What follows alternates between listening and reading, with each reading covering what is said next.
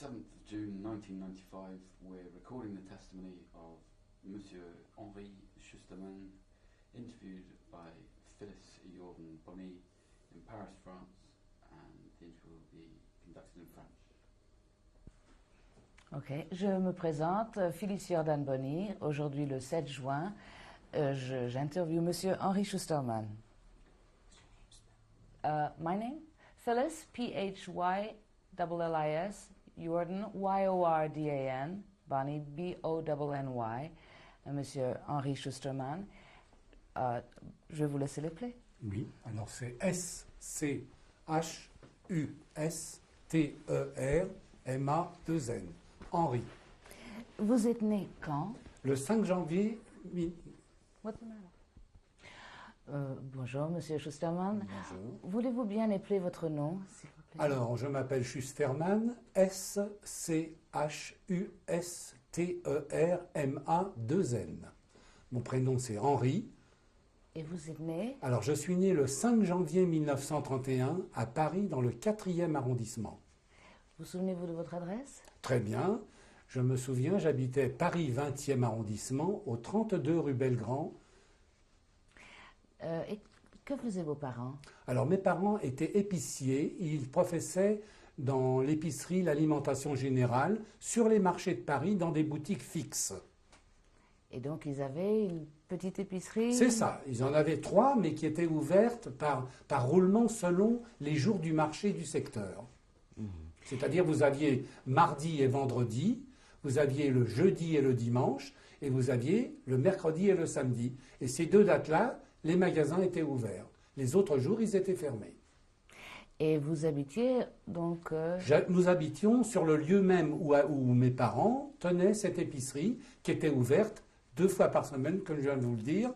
Le mercredi et le samedi, c'était le 32 rue Belgrand, à Paris 20e. Et dans votre maison, vous étiez combien? Alors, il y avait la boutique qui comprenait le rez-de-chaussée. Derrière la boutique, il y avait la cuisine.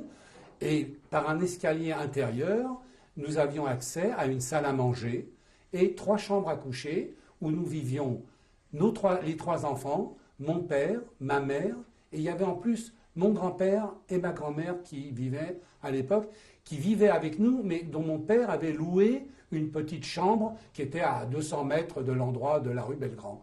Donc, ils vivaient avec nous, mais ils ne dormaient pas encore avec nous. D'accord. Et quelle langue parliez-vous à la maison? Alors, bien sûr, le français, tout le monde parlait français, nous avons été tous scolarisés, mais bien sûr, nous arrivions à parler yiddish, puisque en 1939-40, mes grands-parents vivaient, mes parents aussi, et entre nous, on arrivait à parler yiddish, et les enfants ont attrapé le yiddish, et nous parlons, moi personnellement, j'arrive à parler correctement le yiddish. Mais nous parlions en français. Mais bien sûr, vous savez, les grands-parents, l'ancienne génération, parlaient que le yiddish. Donc, parmi les enfants, il y avait donc vous étiez le plus jeune. Le plus jeune. Voilà, j'étais le plus jeune, je suis né en 1931, ma sœur qui était au milieu est née en 1928, et mon frère était l'aîné qui était né en 1926. Et comment s'appelait votre Alors sœur? mon frère s'appelait Maurice, il s'appelle puisqu'il est encore vivant, ma sœur s'appelait Marcel, elle est décédée à Auschwitz, et moi je suis Henri. On m'appelait Riri à l'époque, c'était mon diminutif. Et vos parents? Alors mes parents, mon père s'appelait Jacques et ma mère on l'appelait Feiga, mais enfin on l'appelait Fanny, Félicité, Fanny. C'était le mot que j'ai retenu. Mais enfin son nom d'origine polonaise était Feiga, qui était transcisé en français, ça faisait donc Fanny à peu près. Voilà, mon père Jacques. Et son nom de jeune fille, votre mère? Alors le nom de jeune fille de ma mère, elle était née Kempa, K-E-M-P-A. Et elle est née où? Alors elle est née à Varsovie. Elle est née à Varsovie aux environs de 1900. Les dates sont un peu précises. Mon père à peu près également. Et j'avais mes grands-parents, mon grand-père et ma grand-mère maternelle, qui étaient nés en 1850 ou 1860, qui étaient nés aussi également tout dans la région de Varsovie, d'origine polonaise à 100%. Et pouvez-vous nous décrire une journée, comment se passait une journée? Eh bien, une journée, les journées d'avant la guerre étaient vraiment très, très intégrées dans le système français, c'est-à-dire, les enfants se levaient le matin, on prenait un petit déjeuner, on n'avait pas de salle de bain, alors on se lavait au-dessus de l'évier où on faisait la vaisselle dans cette cuisine qui était dans l'arrière-boutique. Et puis, eh bien, on allait à l'école. Moi, quand tout petit, j'ai fait le cycle de l'école maternelle, comme mon frère et ma sœur, qui allaient déjà à la communale. Et c'était comme ça, on allait à l'école, et ben, on revenait. On mangeait même à la cantine. Je m'en rappelle, on mangeait déjà à la cantine, du fait que mes parents travaillaient sur ces marchés, n'étaient pas tellement disponibles. Et je me rappelle qu'on mangeait, peut-être pas d'une façon régulière, on mangeait à la cantine. Et même le soir, on restait à l'étude. C'est-à-dire, si l'école se terminait normalement vers 16h30, je m'en rappelle très bien, déjà dans la communale, je restais jusqu'à 18h. Tout ça pour dégager le travail et surtout l'aisance qu'il n'y avait pas à la maison au point de vue surface. Il faisait quelle surface votre Vous appartement? savez, la cuisine faisait peut-être 15 mètres carrés, 12 entre 12 et 15 mètres carrés. Et en haut, il y avait environ trois chambres avec la salle à manger qui faisait maximum 60 mètres carrés, 50 mètres carrés, quoi. Donc, vous voyez, les trois enfants, nous dormions dans la même chambre. Mes parents dormaient dans leur chambre. Et puis, il y avait la salle à manger où, éventuellement, mon grand-père et ma grand-mère, des fois à Shabbat ou quelque chose comme ça, restaient avec un divan, vous savez, transformable. Et sinon, votre famille, elle allait à la synagogue? Non, mes parents n'étaient pas religieux, à part peut-être ma grand-mère qui peut-être avait encore du fait de la Pologne, mais dans l'ensemble, je n'ai aucun souvenir de religion très poussée à cette époque-là. On peut dire que on rentrait dans une assimilation, on était français. On jouait, on était bien. Mon père avait apprécié du fait qu'il avait fui la Pologne. Il appréciait la liberté qu'il y avait en France à cette époque-là. Donc, c'était merci pour lui d'être là avec des enfants en bonne santé, quoi. D'accord. Et donc, vous êtes allé à l'école maternelle? Oui, j'ai fait le cycle normal, c'est-à-dire l'école maternelle dès l'âge de 5 ans. Ensuite, après, dans le quartier également, l'école communale, qui était obligatoire jusqu'à l'âge de 16 ans. Enfin, je n'ai pas été jusqu'à l'âge de 16 ans, puisque, hélas, les événements ont voulu autrement. Mais sans ça, vraiment, j'ai vécu comme un petit Français moyen, sans problème. On allait aux douches à l'extérieur avec des bons qu'on vous donnait à l'école, puisque je n'avais pas les douches à domicile. On allait au cinéma le jeudi. À l'époque, c'était l'interruption scolaire, c'était le jeudi. On avait vraiment une vie familiale, ordinaire, simple, qu'avaient des milliers de familles françaises. Et quelle est votre expérience des premiers événements antisémitisme? Bien, écoutez, le premier événement où on a senti que le destin commençait à basculer pour nous, c'était le port de l'étoile juive. Et c'est là qu'on a été bouleversés parce qu'il a fallu aller dans les mairies, dans les commissariats. Les affiches étaient là. On voyait déjà ponctuellement dans Paris les juifs ci, les juifs. On a perdu la guerre, la France a perdu la guerre parce que c'était les juifs sont partout, etc. Politique, journaux, presse, cinéma. Donc nous, on était des jeunes enfants. On n'interprétait pas encore ça d'une façon. Mes parents comprenaient du fait qu'ils avaient déjà fui. Vous comprenez certaines restrictions pour les juifs en Pologne. Ils comprenaient que ça arrivait et dès la fin de la guerre, il y a eu ces restrictions. Il a fallu aller faire la queue, donner des points de textile qui étaient limités pour avoir cette étoile. Et obligatoirement, elle a été cousue sur tous nos vêtements et on allait à l'école avec l'étoile juive, mes parents, tout le monde. Il y avait beaucoup de juifs qui avaient accepté cette chose-là. C'était très difficile d'échapper. Donc vous l'avez porté? Donc je l'ai porté, j'ai subi des humiliations. Je ne peux pas dire un état extrême, mais enfin, il y a toujours, vous savez, des gens qui crachaient, des petits garçons quand j'allais à l'école. Il n'y avait pas, je n'ai pas senti très sincèrement des gens qui m'ont donné une sorte de solidarité. Je ne l'ai pas senti. Si autant mes souvenirs, j'ai plutôt senti le contraire. Voilà. Peut-être pas poussé à l'extrême, mais enfin, je recevais à l'école des petits bouts de papier sur mon bureau, sur le pupitre. Tu es un sale juif avec des fautes d'orthographe. Sale, S-A-2-L-E, juif, G-U-F. Tu mouriras, on me disait. Et puis des choses comme ça, vous savez, Bon, je le racontais à la maison, mais enfin, autant que je m'en souvienne, ça ne me prenait pas. J'étais un bon élève, je le dis franchement, donc je m'intéressais aux études. Pour moi, le travail de l'école était la première des choses qui passait. Apprendre mes devoirs, les leçons, c'était comme ça, donner une satisfaction à mes parents et pour moi personnellement aussi. Et dites-moi, est-ce que vous avez été rationné donc, pour manger? Oui, alors il y a eu le rationnement qui est vite arrivé. Seulement, du fait, nous étions une famille de privilégiés, puisque mes parents avaient une épicerie. Donc, vous comprenez, ils achetaient la marchandise, ils la revendaient. Mais enfin, il y avait une part qui passait quand même pour nous dans la famille. Donc, je n'ai vraiment, à ce stade-là de privation, je n'ai jamais ressenti une privation alimentaire jusqu'à ma déportation, jamais. Ça, je peux dire, j'ai jamais eu faim, j'ai jamais eu froid. Mes parents étaient quand même modestes, mais aisés. Et du fait de leur profession, ils avaient accès pour la revente à l'alimentation. Ils avaient du sucre, ils avaient de l'huile, on vendait ça. On vendait de la lessive, on vendait des pâtes. Vous voyez, il y avait pratiquement toute l'épicerie sèche. Donc, il y avait les légumes secs, il y avait toutes ces choses-là. Il n'y avait pas les fruits et les primeurs, ni la viande, mais enfin, tout ce qui était épicerie. Donc, vous aviez des pâtes, du sucre, vous savez, de l'huile, vous pouviez, bon... Et entre commerçants, certainement, mon père était là depuis 1925, donc il avait quand même un réseau d'amis on ne manquait de rien. Vraiment, toute la durée du passage avant la guerre et pendant la guerre, avant la déportation, nous n'avons jamais rien manqué à la maison, jamais. Autant que je me souvienne, j'ai jamais eu un manque de quelque chose. Voilà. Bien, et la période de l'occupation? Alors la période d'occupation, bien sûr, c'était déjà, on n'avait plus le droit de sortir, vous savez, il y avait, comme on dit, il y avait le couvre-feu. On n'avait plus le droit de sortir à certaines heures, et puis il fallait faire attention. On est en plus juif. Il y avait l'écoute de la BBC. Je me rappelle, mon père écoutait, bien que c'était brouillé. Ici, Londres, les Français parlent trop français. Je me rappelle tout ça, mais c'était déjà, il fallait le faire clandestinement. Je me rappelle que de ça. Je ne peux pas dire que j'ai vu les troupes allemandes de Paris.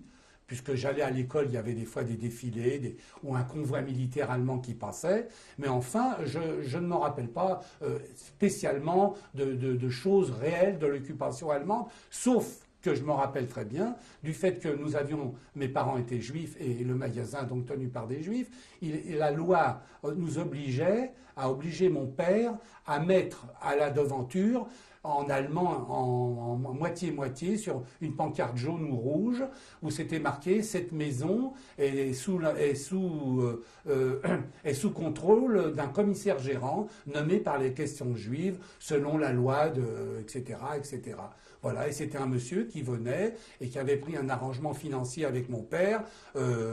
Il lui donnait tant et pour qu'il puisse continuer. C'était une sorte de raquette, ni plus ni moins, qu'il lui donnait pour pouvoir continuer d'exercer, puisque c'était obligatoire que tout magasin juif devait être sous tutelle d'un commissaire gérant arien nommé par le commissariat aux questions juives, qui était à l'époque, je crois, M. Darquier-Pellepoix ou Xavier Vallat, quelque chose comme ça, dis donc, voilà. Et quel âge vous aviez donc, écoutez, du fait que je suis né en 31 et les événements de la guerre 38, 39, 40, vous voyez, j'avais 7, 8, 9, 10 ans, 11 ans maximum, puisqu'après c'était basculé jusqu'à la déportation. Voilà. Et comment donc durant l'occupation, votre frère et votre sœur? Eh bien, mon frère et ma sœur ont continué leur vie scolaire, comme tout enfant de cet âge-là. Toujours avec l'étoile, n'est-ce pas? Et puis, pour eux comme pour moi, il a fallu subir toutes ces humiliations. Et on a continué à vivre, c'est tout. Tant qu'on nous a laissé, mes parents ont continué à travailler. Ils versaient cette dîme, ce raquette à ce monsieur qui venait une fois ou deux fois par mois. Et puis, bon, on continuait, le chiffre d'affaires continuait. Il y avait le rationnement, mais enfin... La vente continuait, tout le monde, la vie de tous les jours s'effectuait quand même. Que ça soit dans ce commerce-là comme dans un autre, la vie continuait. Et moi, j'y participais. J'allais à l'école, je revenais. Il y avait les examens, on montait de classe, c'est tout. Il y avait l'examen de passage. tout continuait, quoi, c'est tout. Sauf que pour les Juifs, il y avait restriction. On n'avait pas le droit d'aller, on pouvait pas, ma mère pouvait pas sortir, aller acheter comme tout le monde aux mêmes heures. Elle avait une heure bien définie. C'était presque vers la fin, donc il restait pas grand-chose. Mais enfin, heureusement, du fait de cette complicité avec certains commerçants, peut-être qu'elle réussissait à avoir, mais il y avait une multitude de restrictions pour les Juifs. Ils n'avaient pas le droit d'aller dans tous les lieux publics, c'est-à-dire les cinémas, dans les jardins publics. C'était marqué interdit aux chiens et interdit aux Juifs, si vous aimez mieux une image. Mais c'était marqué comme ça, vraiment. Et on n'avait pas le droit d'aller dans une piscine, on n'avait pas le droit d'aller au cinéma, au théâtre, vous comprenez. Donc il y a eu des dérives, c'est-à-dire, bon, il y en a qui ont outrepassé, mais des fois, il y avait des contrôles et ils pouvaient, à cette époque-là, il n'y avait peut-être pas encore des RAF tout de suite, mais il y avait tout de suite, on vous fichait, il y avait une restriction pour une minorité, et cette minorité, c'était nous, c'était les Juifs. Et que ressentiez-vous? Bah écoutez, à mon âge, sincèrement, je ne l'ai pas ressenti d'une façon très profonde. Mais certainement, mon frère, ma sœur, et puis mes parents, et puis cette génération déjà un peu plus âgée, moi j'avais l'insouciance de la jeunesse, donc vous comprenez, je ne pouvais pas, j'avais pas une participation intérieure de la vie. Bon, j'ai compris, il y avait les bombardements, les alertes, on allait avant que la France soit occupée. J'ai compris qu'il y avait la guerre, mais vous savez, on ne peut pas, j'avais pas, vous savez, la maturité, comme on dit, de comprendre le pourquoi et le comment. Hein.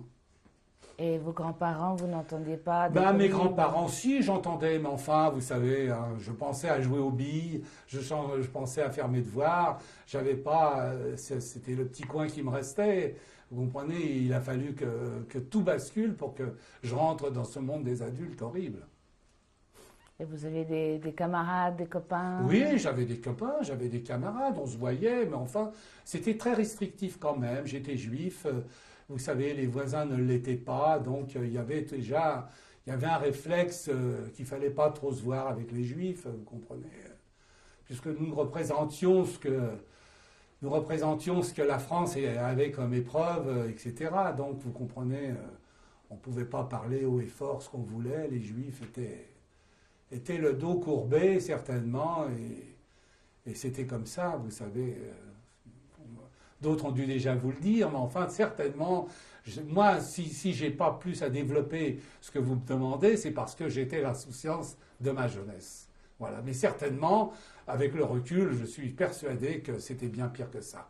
Pour moi, tel que vous me le demandez, je ne l'ai pas vécu en drame, cette période d'occupation, tant que je suis resté avec mon frère, ma sœur, mes parents.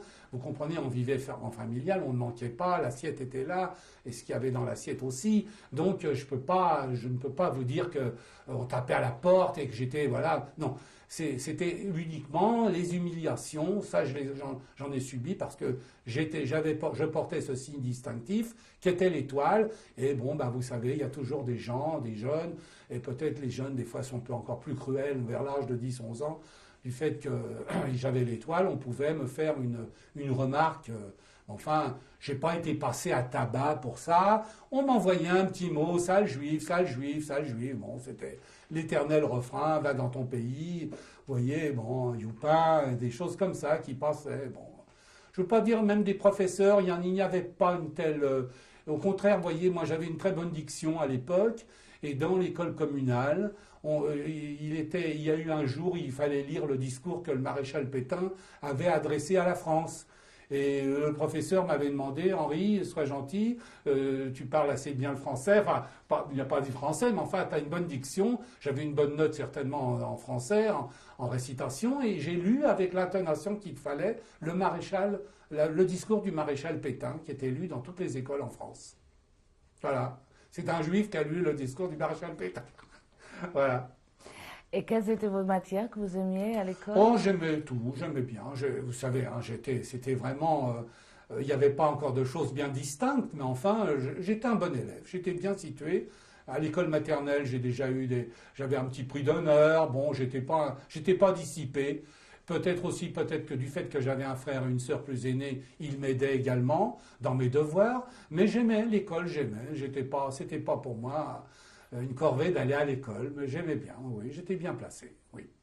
Je prenais des cours particuliers, je me rappelle. Quand j'avais une faiblesse dans une matière, ma mère, bon, comme beaucoup de petits Français, hein, je suis Français, donc je subissais, si j'avais quelque chose que je comprenais pas, tout de suite, vous savez, il chez ma mère, elle regardait, elle-même, elle comprenait pas très bien, mon père savait à peine lire et écrire le français, ma mère un peu mieux, mais mon père, à cette époque-là, comme après, il n'a jamais cherché cette littérature, approfondir le français, quoi. Nous, en tant qu'enfants, on pouvait déjà mieux écrire et mieux lire que lui, voilà. Bien qu'il n'était pas ignare, mais enfin, il lisait le yiddish, la littérature yiddish de l'époque. Voilà. Et qu'est-ce qui s'est passé ensuite après? Eh bien, ce qui s'est passé, c'est que les mesures restrictives envers les Juifs n'arrêtaient pas de s'amplifier. Pas le droit de ci, pas le droit de ça. Et ça commençait à prendre les rafles pour les Juifs étrangers d'abord. Donc, vous comprenez, on savait très bien qu'une fois épuisées les rafles des étrangers, du fait qu'on avait été déchus de la nationalité française, puisque mes parents ont été naturalisés entre 1923 et 1925, donc automatiquement, la pression antisémite, la pression contre les Juifs devenait plus intense. Donc, mon père, ma mère, mes grands-parents mes grands-parents avaient déjà disparu pendant la guerre. Ils sont morts de maladie, ils sont morts entre 39 et 40, je crois en 41 c'était mon grand-père, ils étaient très âgés, ils sont morts de leur belle mort, hein. Ils ne sont pas morts d'une privation quelconque, ils sont morts, ils étaient âgés, 80 ans, 85, bon, ils sont morts, ils ont été enterrés, leur tombe est à Bagneux, dans un carré juif, d'une société dont tous les juifs étaient adhérents à l'époque. Donc là, il n'y avait pas de problème. Ils sont morts de leur belle mort dans des lits, etc., avec les récitations des prières juives. C'était pas fait à la sauvette. Mais tout de suite après, ces mesures contre les juifs sont devenues beaucoup plus fortes et mes parents ont eu peur. Et donc, mon père, mon frère, ma sœur et moi, nous sommes partis en zone en France. Il y avait la ligne de démarcation et c'était une zone non occupée. C'est-à-dire que c'était 100% Vichy, donc il n'y avait pas pratiquement encore contre les Juifs français des mesures antisémites. Alors nous sommes partis par un réseau qui faisait passer la ligne de démarcation. Mon père est parti avec mon frère et ma sœur, avec une personne, pour passer la ligne de démarcation par Mont-de-Marsan. Là, quelqu'un leur a fait passer. Nous ne sommes pas partis en même temps, c'est pour ça que C'était quand? C'était en 1940. J'ai été arrêté en 43, donc ça devait être en juillet, août 42, quelque chose aux environs comme ça. Votre père, donc? Mon père, mon frère et ma sœur. Donc, on a atterri, si vous aimez mieux, à Pau, qui est une ville qui se trouve dans le sud-ouest de la France, dans les Basses-Pyrénées exactement, Pau, Toulouse, vous voyez cette région. Et là-bas, donc moi j'ai rejoint quelques semaines après avec une comptable qui était une amie très intime de mes parents, qui tenait la comptabilité des affaires de mes parents, qui était chrétienne. Elle s'appelle Mireille Radiguet. Malheureusement, elle n'est plus de ce monde. Et elle a été vraiment très dévouée. C'est-à-dire quand elle a vu que ces mesures contre les Juifs s'accentuaient, elle a approuvé qu'on parte et elle nous avait certifié que vous inquiétez pas, quoi qu'il arrivera, si vous partez, je gérerai comme si vous étiez là à la maison vos affaires et si la paix un jour revient et on se retrouvera, vous retrouverez intacts tous les biens que vous laissez. Donc, comme je vous ai dit, mon père, mon frère et ma sœur sont partis. Moi, j'ai rejoint quelques jours après, une ou 2 semaines après, et nous avons trouvé un logement à Pau. Et c'est là que nous sommes restés bien quelques mois, hein, de ce 42 jusqu'à environ mi-43. Nous sommes restés à Pau, qui était une zone non occupée par les Allemands. Donc les Juifs avaient à peu près leur plénitude, même si on savait qu'on était Juifs. Mais il n'y avait pas de rafle. Bon, il suffisait d'avoir un peu les moyens il y avait du travail, donc ceux qui voulaient travailler pouvaient aller travailler. Et il y avait moyen, par exemple, ma mère, qui était restée pour gérer les affaires avec cette dame que je vous ai citée plus haut, elle pouvait, il y avait un transfert de fonds. On pouvait vous envoyer un mandat, les lettres fonctionnaient, tout fonctionnait. Donc on recevait, mon père avait certainement pris de l'argent avec lui avant de partir, et cette dame et ma mère devaient en envoyer également. Donc on est resté quelques mois à Pau. J'allais à l'école, au lycée Louis Barthou, où j'ai passé un diplôme, d'ailleurs, au lycée Louis Barthou. J'ai passé un diplôme d'études primaires préparatoires qu'il fallait pour faire des études secondaires. Et même mon frère et ma sœur allaient également à l'école. On a repris une vie. Les enfants, l'école était obligatoire. L'école était obligatoire jusqu'à l'âge de 16 ans. Donc, automatiquement, il fallait aller à l'école. Bon, mon père gérait la petite famille. Et puis, pourquoi nous sommes repartis de Pau? Parce que c'était devenu... L'armistice est arrivé, et alors la zone libre, dite libre, qui était 100% Pétain, a été envahie par les Allemands. Donc il n'y avait plus de zone libre. Donc c'était de nouveau une pression, de nouveau contre les Juifs.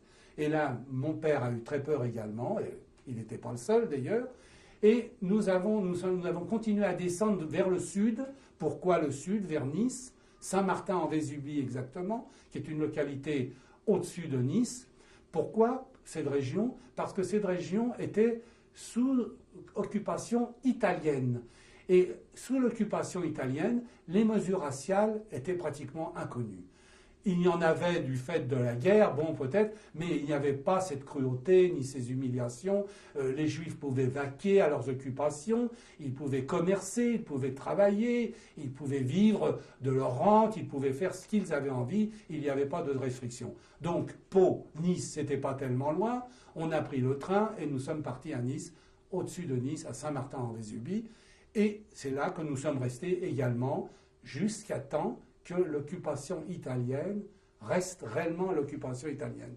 Et après, il y a eu de nouveau l'armistice en Italie, et les Allemands ont envahi toute la France, puisque l'Italie, ne jouant pas le jeu avec les Allemands, l'Allemagne nazie a occupé l'ensemble du territoire français. Et l'ensemble du territoire français, c'était toute la France, et bien c'était également la région de Nice où nous étions, et de Saint-Martin-en-Vésubie. Les Américains, à cette époque-là, avaient débarqué vers Naples. Ils avaient commencé déjà à débarquer. Donc mon père avait, comme d'autres juifs de l'époque, avait une idée, c'était de traverser l'Italie, d'essayer de rejoindre le plus vite possible ce lieu de débarquement de l'Italie. Donc nous sommes partis de Saint-Martin-en-Vésubie. Alors là, il faut que je vous dise d'avance que ma mère avait essayé de nous rejoindre quand il y a eu, comme nous étions déjà sur Pau. Elle a essayé de nous rejoindre là-bas. Malheureusement, quand elle est partie seule. Et elle avait des faux papiers sur elle. Mais à la ligne de démarcation, il y a eu un contrôle très poussé des affaires des gens qui le contrôlaient. Et elle passait déjà, tout allait bien. Et un gendarme français, au moment de la fouille, a trouvé dans sa poche, elle avait oublié par mégarde, une étoile, l'étoile juive. Et ça a été pour elle sa perte. Et donc, elle a été immédiatement arrêtée. Elle a été incarcérée dans un camp qui se trouvait à côté de Bordeaux, à Mérignac, qui est dans le département de la Gironde. Et là, elle est restée quelques semaines et elle est remontée à Drancy. Elle a été déportée. J'ai les dates exactement du convoi, mais elle a été déportée avant nous. Alors donc tout ça, bien sûr, mon père a été tenu au courant par cette comptable chrétienne qui nous tenait au courant, qui a tout fait d'ailleurs pour essayer de la libérer. Mais vous savez, quand on était dans les griffes des nazis, c'était quelque chose d'abominable. Donc on s'est retrouvés à Saint-Martin-en-Vésubie, et quand on a voulu rejoindre le front américain, nous sommes partis à pied dans la nuit avec un autre groupe, avec des passeurs qu'on appelait à l'époque, et nous sommes montés dans les montagnes qui étaient frontières avec la France et l'Italie, par le col de Tende, Tende. C'est un col qui existe toujours, c'est une montagne qui fait frontière entre la France et l'Italie. Et nous sommes redescendus sur le versant italien. Nous sommes redescendus à la ville, je m'en rappelle encore, vous voyez, je peux vous la citer, elle s'appelait Valdieri.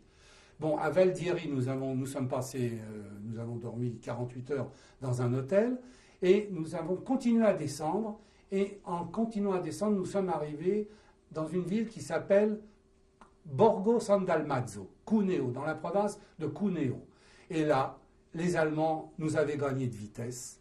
Il y avait le gros des troupes allemandes, il y avait la Gestapo, il y avait tous les services de recherche, de tous les partisans, même, vous savez, les déserteurs italiens. Et ils ont fait passer un avis par haut-parleur, par affiche dans la ville, que si, à partir de telle date, telle heure, toute personne prise en défaut sur le territoire serait immédiatement fusillée, passée par les armes. Mon père, avec ses 3 enfants, a été déjà démoralisé par la perte, par la déportation, ben, il ne le savait pas encore à l'époque, mais par la perte de liberté de son épouse, de ma mère. Il a chuté moralement, certainement, et il s'est rendu, il nous a dit, écoutez, nous allons nous rendre, tant pis, on va aller travailler, on va travailler, on va essayer de survivre de cette façon-là. Et il n'était pas le seul, puisque la petite place de cette ville où on s'est rendu aux Allemands, il y avait beaucoup de Juifs. Bon, alors automatiquement, il y a eu un cordon qui s'était là, nous avons été interrogés, nous avons été programmés, fichés, et nous avons été incarcérés dans une caserne qui se trouvait sur les mêmes lieux, peut-être 1 ou 2 kilomètres de là, c'est un peu flou. Et là, nous sommes restés incarcérés pendant quelques semaines dans cette caserne-là. Et puis, quelques semaines après, eh bien, l'état-major allemand a dit, bon, bah, maintenant, l'infrastructure, les trains commencent de nouveau à reprendre du service sur la France. Toute la caserne a été évacuée, dont les Juifs qui en faisaient partie, et nous sommes partis à Nice. Et à Nice, nous sommes restés que quelques heures, le fait encore d'un autre contrôle. Et puis de Nice, nous avons pris un train de voyageurs, assis dans des compartiments de 3e classe, gardés par des Français mélangés avec des Allemands, des gendarmes français et allemands. Et nous sommes arrivés à la gare de Lyon, à Paris, comme toujours entouré par un cordon de sécurité qui nous gardait. Et la colonne, qui faisait peut-être 200 ou 300 personnes, nous avons pris des autobus qui nous attendaient, des autobus de tous les voyageurs de l'époque, avec plateforme, place assise, et nous sommes rentrés dans ces autobus, gardés par un gardien de la paix en pèlerine, qui à l'époque ils avaient une sorte de pèlerine, je m'en rappelle, et nous avons fait le trajet gare de Lyon, Drancy, en passant par la place de la Bastille, le boulevard Richard-Lenoir. Pourquoi je vous dis boulevard Richard-Lenoir? Puisque maintenant j'y habite. Donc, vous voyez, ça m'a même marqué, et l'autobus s'est arrêté à un feu rouge. Dans le boulevard Richard-Lenoir, il y avait un feu rouge qui existe encore aujourd'hui. L'autobus donc s'est arrêté et au feu rouge, puisque bon, il était rouge, il n'est pas passé. Et à ce moment-là, peut-être quelques secondes avant, j'ai dit à mon père, je vais essayer. Comme je savais que cette comptable chrétienne habitait toujours chez nous, hein, et j'ai dit à papa, j'essaye de lui demander que je m'en vais, que je sais où aller, qu'il me laisse aller.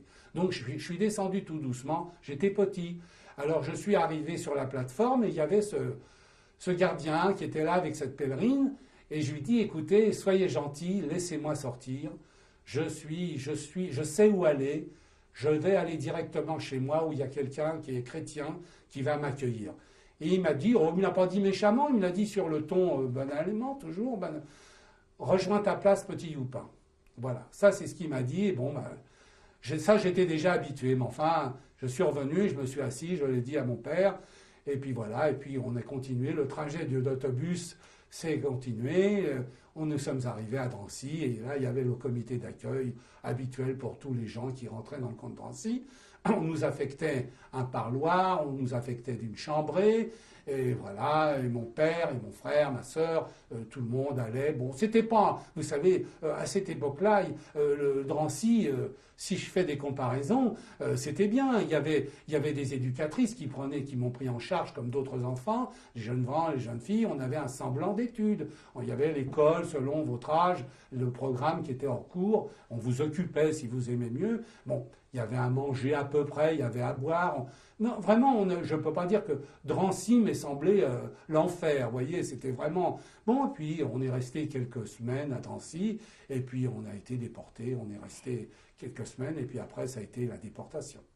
Et vous dormiez donc avec... vous n'étiez pas séparés, vous dormiez avec... Oui, on avait la même chambre, je dormais, et mon père était pas loin, peut-être pas ma sœur était peut-être avec les filles, mais il n'y avait aucune distance, on pouvait se voir, vous comprenez, bon, il y avait peut-être une heure distincte où il fallait aller se coucher, mais enfin, il n'y avait rien de contraignant d'une façon qu'on puisse dire qu'on a souffert. Il y a eu des passages de Drancy où il y a eu des famines, mais moi je ne m'en rappelle pas de celle-là, ou peut-être je suis venu avant ou après, mais enfin, moi personnellement, dans cette période-là, puisque c'était jusqu'en décembre 1943, je suis resté donc à Drancy jusqu'à la date de ma déportation, où c'est là l'enfer a commencé, la descente aux enfers.